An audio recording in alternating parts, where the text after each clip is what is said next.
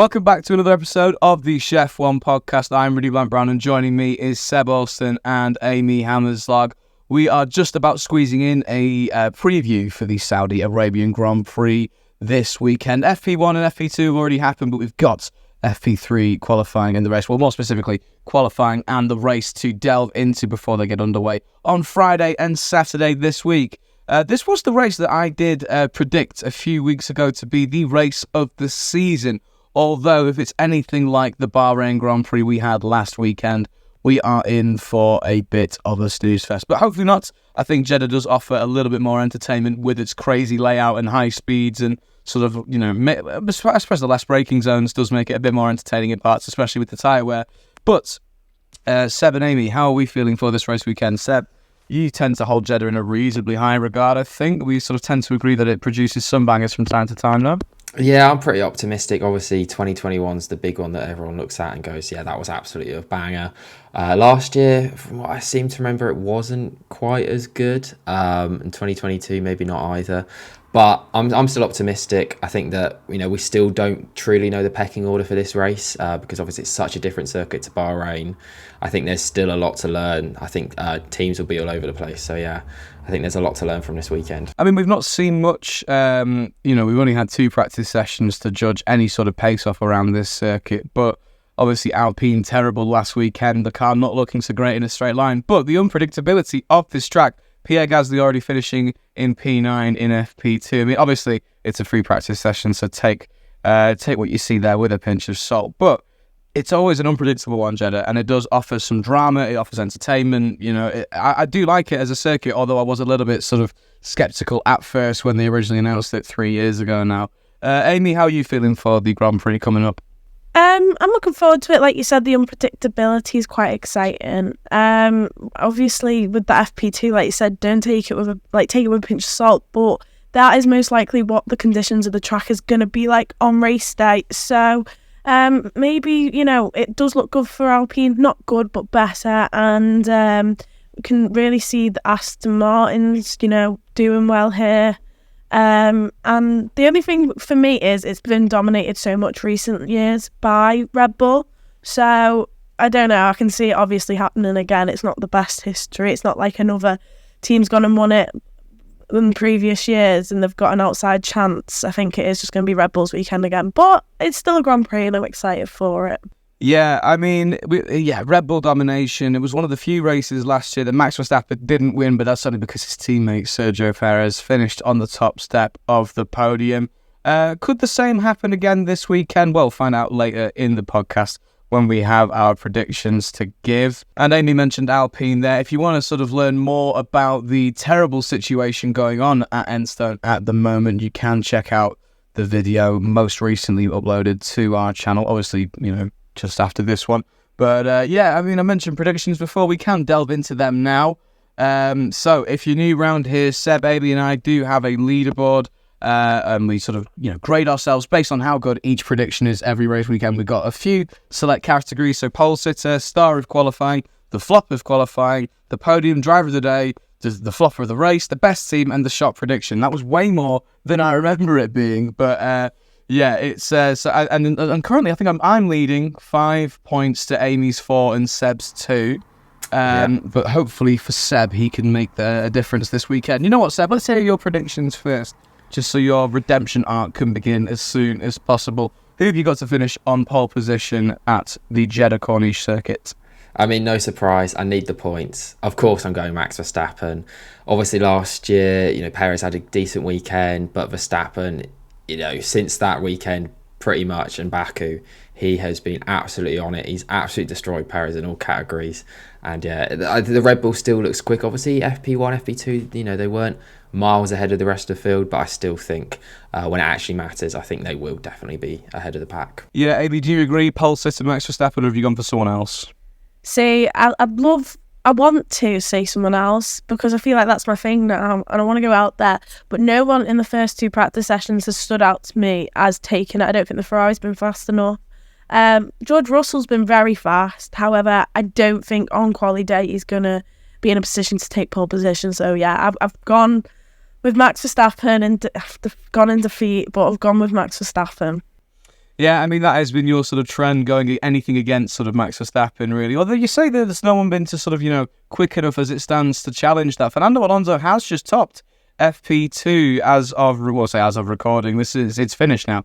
So, FP2 finished about half an hour ago. Fernando Alonso did sit at the top. He also finished P2 in FP1 as well. That's a lot of ones and twos. But yeah, I'm with you both. Max Verstappen to finish on pole position. It's the easy one, isn't it, really? Not a guaranteed point, especially around Jeddah, because obviously Perez has had some decent pace there in the past, even Fernando Alonso as well. Although, a bit of controversy regarding Fernando Alonso and Saudi Arabia, because of course the FIA president Mohammed bin Sulayem, I think that's how you say it, in hot water at the moment, because he's been accused of manipulating the results, which saw Fernando Alonso finish on the podium at the Saudi Arabian Grand Prix last year. But I think maybe more on that in a different video, because he's also been accused of something else at Las Vegas as well. So, I think everything off track in Formula One at the moment has been amazingly entertaining, and then on track it's just sort of not been the same. But we'll move on to the start of qualifying now. So other high flyers in qualifying, that doesn't necessarily have to be the man on pole.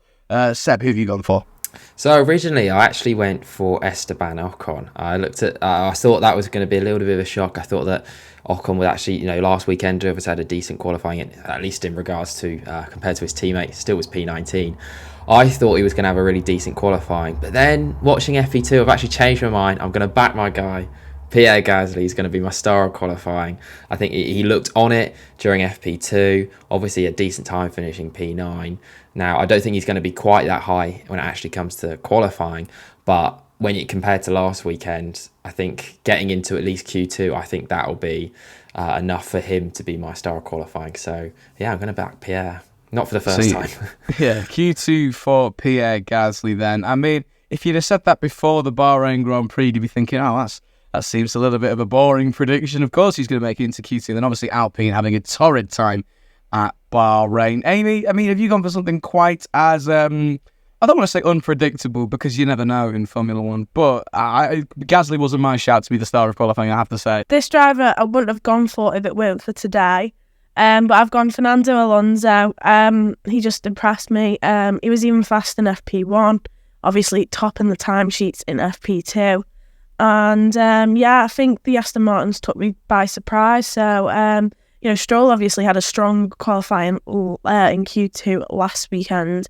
And I could obviously see Alonso, staying composed and going on to take P2 or P3. So that's why he's my start of qualifying. Yeah, I mean, I'm going to go with someone different as well. So opening the competition pretty wide. So I've got Oscar Piastri to be my start of qualifying. He's had lots of success around Jeddah in the past in Formula 2. And I think with that McLaren now, he's not really had that chance to sort of express his skills properly around Jeddah. But now it's a car that's really quick at high-speed circuits. He did finish ahead of Lando there last year as well. And while the McLarens aren't exactly lighting up the timesheets going into the weekend so far, look at Mercedes last weekend, topping the timesheets in FP2. How did they get on the race? Not anywhere near as well. So I think, I'm just going to go, it's pretty one-dimensional, but Oscar Piastri, good drive around the circuit, good car for the circuit, and hopefully that should be a pretty mean combination. And he'll be my star of qualifying. I think a top three, so not Q3, a top three appearance for Piastri. Maybe the second row of the grid for him. I'll take that. I'd take that. Well, so you say you'll take that, Amy. The flop of qualifying might disappoint you. I've gone with Charles Leclerc. Now, before I'll explain myself, I'll just let you both. I'll let you both get yours in first, just because. I just want to hear. I want to hear Amy's reaction to it. To be honest. Yeah, I'm not happy with that. But I can see what you mean. I'm not rating the Ferraris at all. This race. I guess they're still up there on the timesheets, but just not high enough for me. I think Charles Leclerc should be closer to Max Verstappen, especially over a one-lap pace. So maybe he'll come and surprise tomorrow, but and prove you wrong. But I could see why you're going for that. But myself, I'm going to go in reflection of my star of qualifying. I'm going to go for his teammate, Lance Stroll, is going to be my flop, which may not be a shock, but he had an all right one last weekend. And then I just think in relation to how well I think Alonso's going to do, that's why he's going to be a bit of a flop, Stroll, because he's not going to be able to stay up there with his teammate, in my opinion. But yeah, that's why I've gone for him as my flop. So Aston Martins are going to be really different for me this weekend. Yeah, interesting you say that off the back of a pretty impressive weekend in Bahrain for Lance Stroll. Well, a pretty decent recovery on the Saturday. Still feels weird to say that, but yeah, obviously, not starting from the back of the grid, but being sent to the back of the grid by Nico Hülkenberg and then clawing his way back up to 10th place. Not quite as heroic as maybe the year before with his broken hand, but yeah, he got the job done last weekend in Bahrain. I'll just sort of delve into my Leclerc prediction a bit more before, Seb, you reveal your flop of qualifying. He just doesn't seem to be warming to the track very well. From what I've seen in FP1 and FP2, of course, I've been saying earlier in the podcast to, take it with a pinch of salt. But when I'm seeing Leclerc sort of, making up all sorts of excuses, saying, there's plastic bags everywhere. And to be fair, Kart. It's Mario Kart. That's exactly what he said. Yeah, he's saying there's plastic bags everywhere. In fairness, one did look like it got stuck sort of within the suspension. So that's obviously not ideal when you're trying to collect some data on the car. But it was a really... not really poor weekend from him last weekend, but the race in particular, he just did not look very in touch with the car at all. The rear grip, the locking up left, right and centre. I just think it'll be another weekend where Carlos Sainz outperforms it, and that will this time stretch to qualifying rather than, he finished P2 in Bahrain and, not a bad showing at all from himself, and then Sainz a couple of positions lower. But I just think it will be, I don't know, especially now that Sainz is in his groove with the car a little bit more, and I think it's a track that Leclerc hasn't really had much to say about in the past, unless am I being silly there? He hasn't won there yet, and I think even though he's had a fast car in the past, it's just sort of been all Red Bull dominance. And yeah, I think Leclerc, people around him as well, will just perform better. Maybe I'm just trying to clutch at straws here, but yeah, I think it'll just be a case of other people will perform better, and he'll still struggle to get to grips with the car because it doesn't look too quick going into this weekend either. Enough waffling from me. Seb, who's your flop of qualifying? I've gone for Yuki Tsunoda. I think that the RB hasn't looked particularly quick this weekend anyway over the first two practice sessions, but also my reasoning's a bit weird. I've gone for him because obviously last weekend he had that little bit of beef with Daniel Ricciardo. Yeah. And Tsunoda is the sort of person to hold a grudge, and then this weekend I think he's going to be going absolutely at it. And this is a track where obviously you need to push to the limit, but if you push just a tiny bit over, you're going to be in the wall. So I actually think he could have that sort of qualifying where, he makes a tiny mistake just because he's pushing too hard to prove, Ricciardo wrong or whatever. And he's that sort of driver where, a little bit hot-headed or whatever, goes into the wall. I think we've seen it before from him, I think at Saudi Arabia. So yeah, that's what I'm going for. No, to be fair, when you first said it, I was a little bit confused. But Yuki is one of those drivers, it's a case of when it rains, it pours for him. He sort of lets one mistake properly get to him. And then this track, obviously, there's absolutely no margin for error. And, one mistake for Yuki Tsunoda can turn into a million. And then eventually that can be what costs him from not only qualifying, but maybe the race on Saturday as well. And yeah, I mean, it seems as though the team are looking to sort of prefer his new teammate. I say new teammate, his new full-time teammate, Daniel Ricciardo, because obviously, the strategy last weekend, he was screwed over a little bit. You could argue, obviously, also, thanks to Guan Yu Zhou defending really well in front of him at points in the race as well. But yeah, no, Yuki Tsunoda could be in for a bit of a nasty time this weekend. I like that prediction a lot, to be fair. Right, that's enough of qualifying now. Let's go on and predict our podium finishes. Obviously, this includes the race winner as well. Seb, any shot predictions to finish in the top three? No, I've gone absolutely bog-standing boring. I need those points on the board. I've gone for Verstappen P1, Leclerc P2, Perez P3. I don't think there's any shocks in there. Maybe I'm, maybe overestimating the Ferrari slightly. Maybe Perez finishing P2 is actually a little bit more likely, but I think my thinking is a little bit. It's kind of similar to Las Vegas last year. I know it's not quite the same as that, but yeah, I don't know. That's a bit of a rubbish reason, but I think this is just the most likely. No, it's interesting you say that because I've actually got them the other way round. So I've obviously got Max Verstappen to win the race. Sort of goes without saying at this point. And then I've got Perez P2. I don't even have Leclerc on that. I don't know why I said other way around. I've got Perez P2. And then in third place, I have Lando Norris. I was saying earlier about how the McLaren looked really strong in the high-speed circuits last year. Didn't look terrible in Bahrain. It looked like a pretty easy car to drive, actually, in Bahrain. There was sort of no complaints really coming out of the McLaren headsets. And then, obviously, Jeddah is a track where you need to be, well in touch with your car. And they've not been, as I said before, they've not been licensed the timesheets in practice sessions just yet. but I think it will come eventually for McLaren. And I just think Lando Norris will have just a better race than Piastri. I don't know how to put it really. Early in the season, his racecraft, I think, is still just a bit better than Piastri. I'll say just a bit better. It's still, I think he still is the better driver than Piastri. Just sort of on that merit alone, I think he just will, maybe get a better strategy. Maybe, say safety car comes out. I just think it'll be the experience that propels Lando Norris past his teammate Oscar Piastri. Although Piastri will be in the hunt for that final podium spot for sure. Amy, have you got any different ones? I have gone for Max P1, George Russell in P2. Oh, wow. And Sergio Perez in P3. I was confused which one I wanted to go for, P2, P3, but I have faith in George. I'm backing him this season by the sounds of things. And I don't know, I just think he's really stood out to me in the FP1 and FP2 sessions. Again, shouldn't take that too, I guess, serious. However, I am. And I do think they've sorted out a lot of issues they had from last weekend, and to do with the engine and the cooling of it. And I can just see George being really fast. So I've gone for him P2 and then Perez P3. Yeah, I mean, that would certainly be pretty interesting. Honestly, George Russell didn't cross my mind, if I'm being brutally honest. I think, Mercedes, that car looked pretty sort of troublesome in Bahrain. Maybe they fixed those issues by now. We'll just have to wait and see, obviously. But George Russell does look like a driver in form at the moment, in fairness. Certainly better than Hamilton does at the moment. So that's interesting to see for sure. Driver of the day, then. I'm not going to predict Lewis Hamilton. I'm going to predict the man to finish, who I think will finish in third place, Lando Norris. As I said before, he'll just drive better than Piastri, and I think he'll just get the fans' vote because it's a McLaren on the podium. Maybe a bit of a boring prediction there, but he will have a drive worthy of driver of the day, I think.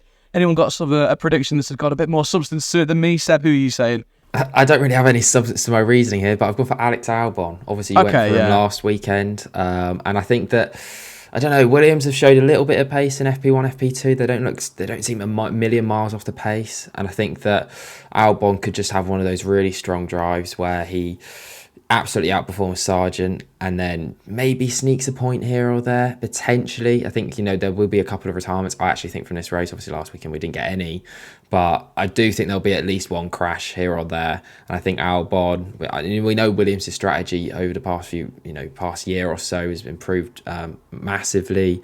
And I think they could be the sort of team to pick up that sort of point, maybe hold off that soft hard to the end, and then capitalise on a red flag or something like that. So, yeah, I think Alex Albon will make up quite a few positions from his qualifying pace. I mean, he did finish P10 in FP1, so that's not a terrible prediction. I mean, I always like to see Alex Albon doing well, especially in that Williams. But I feel as though I've just cut Amy off completely there. Amy, who are you saying will be the driver of the day? My driver of the day is a tough one because I don't know why I didn't go for him as my flop in qualifying, but I think it's going to be a rescue drive. I think he's not really stood out to me in FP1 or 2 yet, and that maybe he might do tomorrow, but Lewis Hamilton is my driver of the day.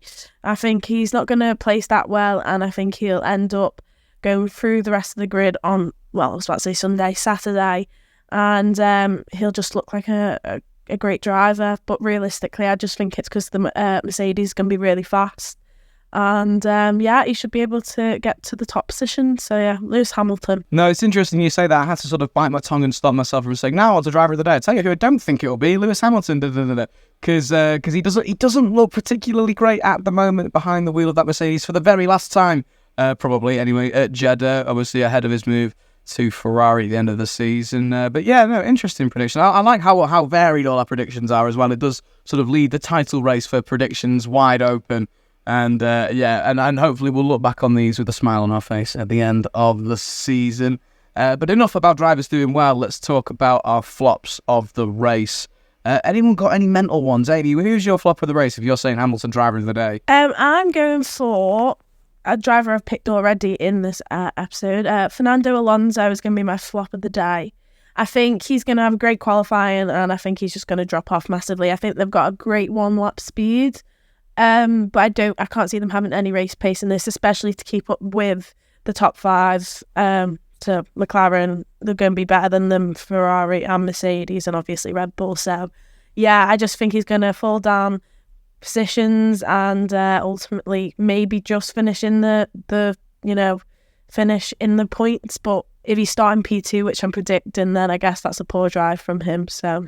Yeah, I mean, interesting you say that, definitely, because I think Fernando's in for a great weekend. But no, I mean, I suppose if you do well in qualifying, sometimes the only way is down, especially in a car that is not as slow as the Aston Martin, but when there are cars definitely quicker, around it in that sort of top half of the midfield. Seb, who have you gone for? I've gone for quite an obvious one. I've gone for Logan Sargent. I think, not contradicting, that's actually, alongside my driver today, Alex Albon.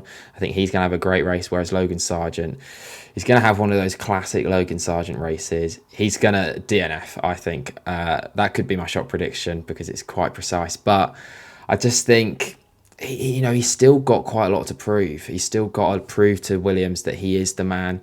And, obviously silly season will be coming up soon. And I think a little bit like my prediction for the flop of qualifying in Tsunoda, that he's going to be pushing too hard. I think the same will be said for Logan Sargent. Obviously had a disappointing weekend last weekend. And I think that, again, he's going to push a little bit too hard, clip the wall here or there.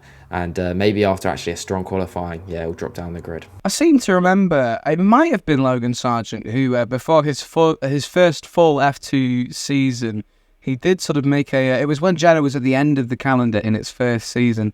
He sort of made a super sub appearance, I think, for Dams in Formula 2 and drove a really impressive race. Remember, was it Dams? It was a team towards the bottom of the F2 field, but he had a really impressive race. So maybe Jeddah is a track to Logan Sargent's like, and I have mentioned it a couple of times over the break as well, that he's been working on his upper body strength over the winter break. And obviously Jeddah being a very physically demanding track, it's hot, it's high speed, the corners are long and flowing, so maybe he's done the work over the winter break to help him sort of break the barrier of his Logan Sargent's-ness and maybe produce a better result. But no, okay, yeah, it's a pretty easy prediction, that, and honestly I didn't think of it, so it's an interesting one.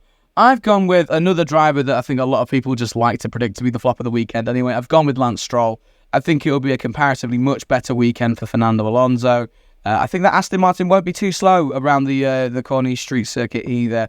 And I just, like you said, Lance Stroll is just definitely one of those candidates that could just DNF at any point with a sort of silly clipping against the barrier into a wall. It's just one of them that it's not bound to happen. But out of all the drivers, he's definitely one of the more likely ones to do so. Right, now time for the penultimate category. We've got the best team of the race weekend, moving away from the drivers now. Now I'm just going to come out swinging, knock your socks off, and say that Haas will be the best team of the weekend. In proportion, obviously. I don't think, it's going to be a Haas 1-2, as I sort of made very clear in the earlier parts of this video. But pace in Bahrain looked really promising for Haas, and both Nico Hülkenberg and Kevin Magnussen have delivered some decent results around the Jeddah circuit. So I just think maybe off pure vibes alone, Haas will be the best team. Now, I'm not saying they're going to be blowing away, the competition, finishing on the podium, maybe high points finish. I think it will be a case of Nico Hülkenberg P10, Kevin Magnussen P11, which is comparatively so much better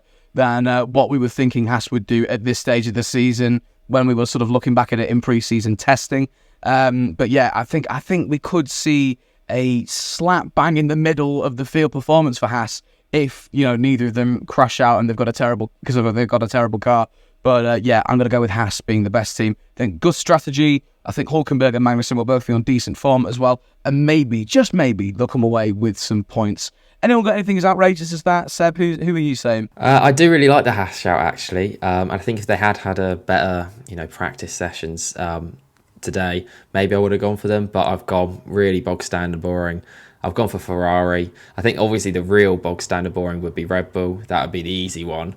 But I've gone for Ferrari. I've obviously predicted Leclerc to finish P2, and I think Sainz would be up there.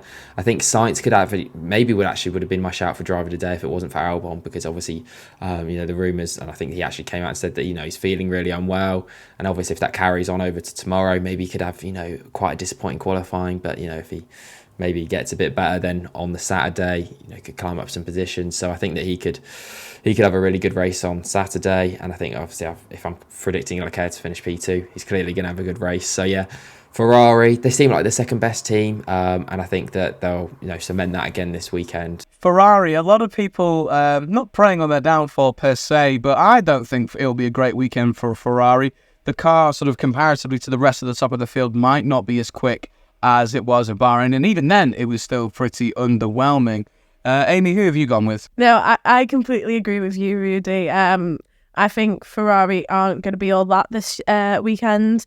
I mean, normally I always side with Charles Leclerc and put him on the podium if I think he's going to end there, or especially pole position. But I just can't see it happening this weekend, and I think that's because all of last year it was never Mercedes and Ferrari competing with each other. It was against each other. One was always good and one was always far behind.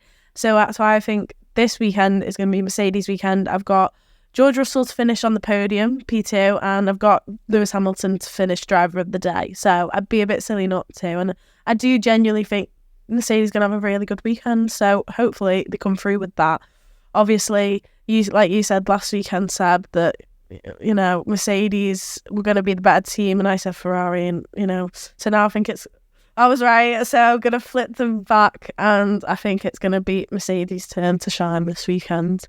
No, I like that. Nice and consistent with your predictions. And yeah, you were right. You did say Ferrari would do better off than Mercedes last weekend. So maybe Amy's seen something we're not. Although I am agreeing with you in that Ferrari will be a little bit worse off this weekend.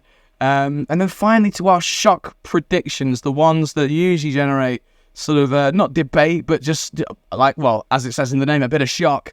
Mine was sort of depressingly untrue last weekend. I mean, I don't think anyone got any points for that, did they? So, yeah, let's find out if these are just as shocking or shockful, if that's a word, as last weekend's predictions. Seb, what's yours saying? Well, obviously last weekend I went for a double Alpine DNF. I've gone for a double Alpine, but this time double Alpine Q2. Okay, I thought you were going to say double Alpine points then. That would be a shock. Yeah. I don't know how shocking this would be. I think it would be a little bit of a shock considering that there were P19 and P20 last weekend. Are you going to accept that as a shock, you guys? No, I mean, I'm certainly... I wouldn't say I'm shocked, but it's probably more shocking than mine, to be fair. Okay, well, I'll take that then. Do you want to... I think we should end on mine. So do you want to go, Rudy? Okay. All right, well, I'll go next then.